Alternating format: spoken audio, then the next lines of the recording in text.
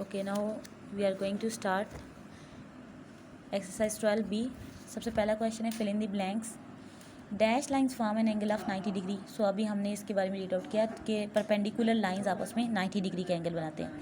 Next line maintain a constant distance between them. तो कौन सी दो लाइंस होती हैं जिनके दरमियान डिस्टेंस कांस्टेंट होता है? That are parallel lines. When a transversal intersect two parallel lines dash interior angles are formed. तो इंटीरियर एंगल कौन से होते हैं? अगर ये दो हमारे पास लाइंस और ट्रांसवर्सल ने उनको इंटरसेक्ट किया है तो यहाँ से 3 and 4 और 5 and 6 ये इंटीरियर एंगल होते हैं. ठीक है, तो 4 इंटीरियर एंगल होते हैं. मैंने transversal intersect two parallel line the alternate angles are equal. अभी हमने चेक किया. Sum of complementary angles are. Complementary angle क्या होता है? 90 डिग्री. और सप्लीमेंट्री सुपर एंगल होता है, सो इट इज़ 180 डिग्री. ठीक है, state whether this statement are true और false. Adjacent angle have a common vertex. Yes it is true. Supplementary angles add up to super angle है, तो यहाँ तो 60 लिखा है, सो इट इज़ फॉल्स. और कट करके 180 डिग्री लिखें. Vertically opposite angles are equal. Yes it is true. जैसे यहाँ पे हमें ये गिवन है, तो ये दो अगर लाइंस इंटरसेक्ट करते हैं तो इनके जो वर्टिकली ऑपोजिट एंगल होते हैं वो बराबर होते हैं, जैसे 100 और 80. Next, the sum of angles in a triangle is 360 degree. No it is false. हमारे पास sum of angles of triangle 180 degree होता है. When two parallel line are cut by a transversal the interior angles are complementary. अगर two parallel line cut होते हैं transversal से तो interior angles जो होते हैं वो कंप्लीट कहलाते हैं. कंप्लीट कैसे? जैसे ये एक ट्रांसवर्सल है ना, तो ये जो 3 और 4 है, ये देखें आपको पूरे ही ये शेप बता रहे हैं. इसी तरह जो 4 और 5 है ये भी पूरा आपको बता रहा है. ये भी पूरा कितना होता है? 180 डिग्री का. इंटीरियर एंगल की सिर्फ बात हो रही है, ये भी 180 डिग्री है. 180 क्या हो गया? 360 डिग्री. तो इंटीरियर एंगल ये दोनों मिला के होते हैं 360 डिग्री. और जो हमारे पास 360 डिग्री होता है वो कंप्लीट एंगल कहलाता है. ठीक है, या तो आप कंप्लीट लिख दें या 360 डिग्री भी इसके साथ लिख दें. ये फॉल्स है. नेक्स्ट हमारे पास क्वेश्चन 3 है, draw two intersecting line and mark the pairs of vertically opposite angle.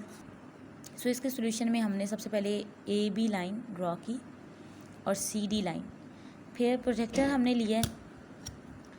सबसे पहले ये सी डी लाइन के ऊपर मैंने जब प्रोजेक्टर को एडजस्ट किया, कौन से पॉइंट पे? इस ओ पॉइंट से मैंने एडजस्ट किया इसको.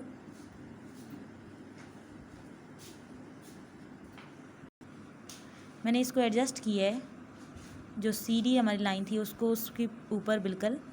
तो हमारे पास आर्म जो जा रही थी ओ बी की, वो कौन से एंगल से निकल रही है? 100 से. इट मीन्स, और 100 मैंने इस साइड से काउंट करना शुरू किया है. यहाँ से ऊपर वाली काउंटिंग देख रही हूँ ना, जो ब्लैक से लिखी हुई है, रेड वाले को नहीं देख रही हूँ. 0 से 100 है. इट्स मीन्स कि यहाँ से यहाँ तक मैंने आपको चेक करके बताया है, डैट इज़ 100. और जब ये वाली साइड 100 होगी तो अगर ये एक स्ट्रेट एंगल ये दोनों बनाते हैं, दोनों स्ट्रेट एंगल बनाते हैं ना, ये वाला सप्लीमेंट्री एंगल बनाता है, तो 100 में ये वाली साइड 80 होगी तो 180 बनेगा. अब दो एंगल हमें फाइंड हो गए. अब 100 का वर्टिकली ऑपोजिट होता है ये बॉटम वाला एंगल, सो ये भी क्या होगा? 100 डिग्री. और 80 का वर्टिकली ऑपोजिट सामने वाला एंगल आ गया, वो भी 80 डिग्री आ गया. सो अब हमने क्या किया? इनको लिख लिया कि angle AOC is equal to angle BOC BOD. और ये दोनों एंगल किसके इक्वल हैं? 80 डिग्री के. इसी तरह एंगल BOC और एंगल AOD, BOC और AOD ये दोनों किसके इक्वल होते हैं? हमारे पास 100 डिग्री के. तो हमने ये ड्रॉ भी किए और इनको मार्क करके इनको फाइंड भी करके लिख लिया. आप मेजर ऑफ एंगल भी लिख सकते हैं इनके साथ, सिंपल एंगल भी लिख सकते हैं. मेजर ऑफ एंगल लिखें तो बेटर है क्योंकि हमने मेजर करके प्रॉपर प्रोटेक्टर से लिखा है. ओके, अभी नेक्स्ट हमारा क्वेश्चन है, what is the size of angle mark in given figures.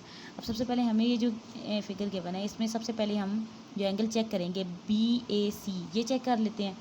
मैंने ये वाला पॉइंट जो है इसका यहाँ पे A पे रखना है. और ये जो मेरी लाइन यहाँ से 0 वाली लाइन है, ये वाली सबसे पहली वाली लाइन जो होती है हमारी, यहाँ से चेक करें ये वाली लाइन, ये वाली, ये मैंने रखनी है इस AB के ऊपर. सो मैंने इसको एडजस्ट किया तो जो हमारा एंगल आ रहा है, ये रेड वाली लाइन से मैंने काउंट किया 10, 20, 30. तो 30 से आगे आगे मैंने इसको एक्सटेंड किया है तो ये 3 लाइंस नेक्स्ट मूव कर रहा है, आगे जा रहा है। It means there is angle of 33 degree. अब नेक्स्ट वाला ये जो एंगल फाइंड करना है, इसके लिए क्या करना है, अगेन ये जो बेस वाली लाइन है, अब मुझे डी ए सी या सी ए डी चाहिए ना, बी ए सी चाहिए था तो मैंने बी ए के ऊपर इस लाइन को एडजस्ट किया था। अब मुझे सी ए डी चाहिए तो मैं इस लाइन को इस सी ए पे एडजस्ट करूँगी। मैंने इसको इस तरह एडजस्ट कर लेना है, ये देखें इस तरह। अब ये 10 से 2 पॉइंट्स आगे है, it means there is angle of 12 degree. तो अब इनके नेम कैसे होंगे, डी ए सी एंगल है 12 डिग्री का, मेजर ऑफ एंगल, और जो सी ए बी या B A C is equal to 33 degree. Next जो हमारा क्वेश्चन है, इसमें हमें एक स्ट्रेट लाइन गिवन है जिसके ऊपर आपको एक आर्म कॉमन नज़र आ रही है, there is angle of supplementary degree ना, सप्लीमेंट्री एंगल ना। सो हमने इस बी के ऊपर एडजस्ट करना है, और ये वाली जो हमारी बेस की अब लाइन है, ये वाली पूरी, ये इसके ऊपर ही एडजस्ट हो जाएगी, पूरी इसके ऊपर आ जाएगी। जब मैंने इसको सेट किया है तो डी एंगल किधर आ गया, 60 डिग्री का। और जब मैंने इस साइड से काउंटिंग देखी तो ये 60 डिग्री आ रहा था, और जो इधर से आ रहा है वो 120 डिग्री। सो इस साइड वाला एंगल 120 डिग्री का और इधर वाला एंगल 60 डिग्री का, उसको लिख लिया हमने। अब ये वाले जो एंगल हैं वर्टिकली ऑपोजिट, इनमें एक एंगल अगर हम चेक कर लेते हैं, इसको नीचे वाली आर्म को अभी मैंने हाइड किया हुआ है, मैंने उसको नहीं अभी कंसिडर कर रहे। हम इस लाइन को जब हमने देखना है तो इसको देखें तो आपको ये वाली शेप ही नहीं मिल रही, थोड़ी तिरछी है। सो हम इसके ऊपर अब एडजस्ट करते हैं, जैसे बिल्कुल इसका हमने किया था। तो ये वाला एंगल कितना बन रहा है, 100 डिग्री ना, जो यहाँ से आ रहा है, यानी ये वाला एंगल 100 डिग्री का, और इस साइड से देखा तो ये 80 डिग्री पे आ रहा है। तो ये वाला एंगल 80 डिग्री और ये वाला 100।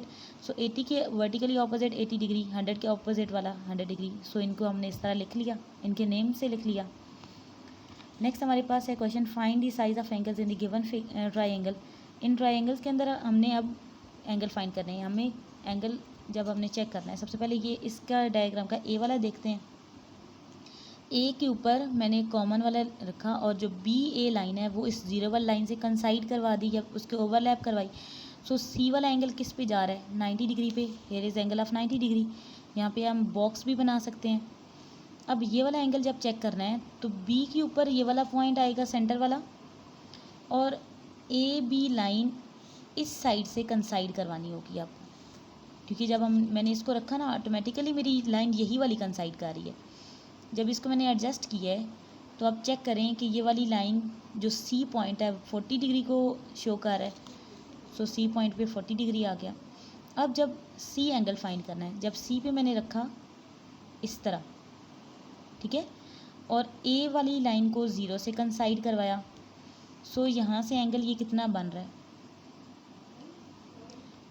ये वाला रेड वाला देख रही हूँ, 0, 10, 20, 30, 40, 50, तो 50 एंगल आ गया सी। ये वाली डायग्राम होगी कंप्लीट। नेक्स्ट अब इसकी तरफ इसको देखें, इसमें जब ये वाला एंगल फाइंड करना है तो इस कॉर्नर पे जब मैंने रखा तो 50 डिग्री आ गया, लिख दिया इसको। इस साइड पे रखा बी को फाइंड करने के लिए, तो ये यहाँ से ब्लैक वाली काउंटिंग देख रहे हैं क्योंकि अब इस साइड को हमने रीड आउट करना है, तो ये 45 डिग्री पे आ गया। अब जब सी एंगल देखना है तो हम इस तरह रख लेते हैं, और यहाँ से देखें मैंने बुक को थोड़ा मूव किया है और इसको अपने सामने रख लिया है। तो हमने जब इसको रीड आउट किया तो ये 90 और 80 के दरमियान सेंटर में है बिल्कुल, तो डैट इज़ 85 डिग्री, हमें 85 डिग्री मिल गया। नेक्स्ट लास्ट में हमें गिवन है, सबसे पहले ए एंगल फाइंड करना है। ए बी लाइन कंसाइड करवा रही है, तो 0 से काउंटिंग हमने पढ़ना स्टार्ट की, 0, 10 रेड वाली काउंटिंग में देख रही हूँ, तो ये 120 पे आ गया, ए एंगल 120 का आ गया। अब बी के लिए जब बी को मैंने एडजस्ट किया है तो मेरी ए वाला पॉइंट इधर आ रहा है, इट मीन्स मैंने ये वाली काउंटिंग शुरू करनी है। 0, 10, 20, 30 पे कंसाइड करवा रहा है, और 30 एंगल ये वाला आ गया। अब जब सी के लिए देखना है, सी के लिए जो हमें दूसरा वर्टेक्स आ रहा है, ए इधर आ रहा है ना, तो 0 की काउंटिंग इधर से स्टार्ट की, ये भी 30 आ रहा है, so this is also 30 degree. Okay, next multiple choice question है पेज नंबर 158। पहला क्वेश्चन है what type of angle is form by two perpendicular lines. Perpendicular lines हमेशा 90 डिग्रीज के एंगल बनाते हैं। What is the size of an angle between two parallel lines. Parallel lines के दरमियान दोनों लाइंस इस तरह होती हैं, ठीक है, और जब हमने उनको लेट्स सपोज इनके दरमियान एंगल, देखिए एंगल तब बनता है जब कॉमन वर्टेक्स हो और वो एक ख़ास साइड पे वो तिरछी है साइड हो। अब ये तो कभी टच ही नहीं करते हैं, इनका कॉमन इनका कॉमन वर्टेक्स ही नहीं आएगा, सो हमेशा इनके दरमियान एंगल 0 डिग्री होता है, ठीक है। नेक्स्ट है what happens when a intersecting perpendicular line is rotated through 90 degree. जब इंटरसेक्टिंग यानी वो कट कर रही होती है परपेंडिकुलर लाइन रोटेट कर दी जाती है 90 डिग्री पे। ये पेज नंबर 149 में मैंने आपको बताया A B intersect C D at O. जब इंटरसेक्टिंग लाइन परपेंडिकुलर लाइन भी और इंटरसेक्ट में 90 डिग्री भी रोटेट होती है तो वो ओवरलैप या कंसाइड करती है। सो ऑप्शन बी होगा, it overlaps the other line. Which of these angles are always equal. कौन से एंगल इक्वल होते हैं। सप्लीमेंट्री एंगल तो 180 डिग्री बनाते हैं। एडजस्टेड एंगल डिफरेंट हो सकते हैं, बराबर नहीं होते, ठीक है, और मतलब कभी बराबर हो भी सकते हैं, ऑलवेज इक्वल नहीं होता, यानी हर केस में इक्वल नहीं होता। कंप्लीमेंट्री एंगल्स 90 डिग्री बनाते हैं दोनों, ठीक है। अब 45 डिग्री भी 90 होता है और 50 और 40 डिग्री भी 90 होता है, तो अब हमेशा तो नहीं होगा ना इक्वल। तो वर्टिकली ऑपोजिट एंगल ही ऐसे होते हैं जब दो लाइंस इंटरसेक्ट कर रहे हैं, तो ऊपर वाला 100 नीचे वाले के और 80 जो अभी मैंने आपको एक्सरसाइज में समझाया वो हमेशा इक्वल होते हैं। कोई भी केस ले लें, हमारी लाइंस इस तरह इंटरसेक्ट कर रही हैं या इस तरह इंटरसेक्ट कर रही हैं या हमारी लाइंस इस तरह इंटरसेक्ट कर रही हैं, किसी भी शेप में हो, डायरेक्शन में हो, हमेशा वर्टिकली ऑपोजिट एंगल इक्वल होते हैं। Which of the following statement is true for the pair of corresponding angle. Corresponding angle हमेशा इक्वल होते हैं, या हमने ब्लैंक सॉल्व की थी, सो सी है। Which of the given statement is true for parallel line, the distance between them remains the same. ये बाकी दे मीट एट पॉइंट, ये तो हो ही नहीं सकता। Perpendicular to each other, no, 0 degree होता है। परपेंडिकुलर का मतलब होता है 90 डिग्री का एंगल, इंटरसेक्ट भी नहीं करते, मीट भी नहीं करते, तो उनका डिस्टेंस हमेशा सेम रहता है। Identify the pair of angles which are supplementary and vertically opposite. Vertically opposite होने के लिए सेम होना ज़रूरी है, तो इनमें से सेम एंगल हैं ही 90 डिग्री हैं, तो सप्लीमेंट्री भी तो ये बन गया ना। 90 क्या होता है 180 डिग्री इक्वल टू क्या होता है 180 डिग्री। नेक्स्ट है which of the following angle is an obtuse angle. Obtuse angle क्या होता है, एक्यूट होता है less than 90 degree. Right angle होता है एग्जैक्टली 90 डिग्री, ऑब्ट्यूस होता है ग्रेटर देन 90 डिग्री। तो ये हमने चेक करना होगा। 5/6 ऑफ मीन मल्टीप्लाई 180 डिग्री। अब कटिंग कैसी होगी, 6 30 टाइम 5 मल्टीप्लाई 30 तो 150 डिग्री, तो ये ग्रेटर देन नहीं है 90 डिग्री के, so it is obtuse angle. Next है the angles x and 90 degree minus x are, यानी जो एक्स एंगल है वो 90 में से माइनस किया जाएगा, 90 से ज़्यादा नहीं हो सकता, ठीक है। तो ये क्या होंगे कम्प्लीमेंट्री एंगल। 90 डिग्रीज़ के कंपैरिजन में जो आता है एंगल वो कम्प्लीमेंट्री होता है, so that is complementary angle. So आपका 12 चैप्टर कंप्लीट हो गया।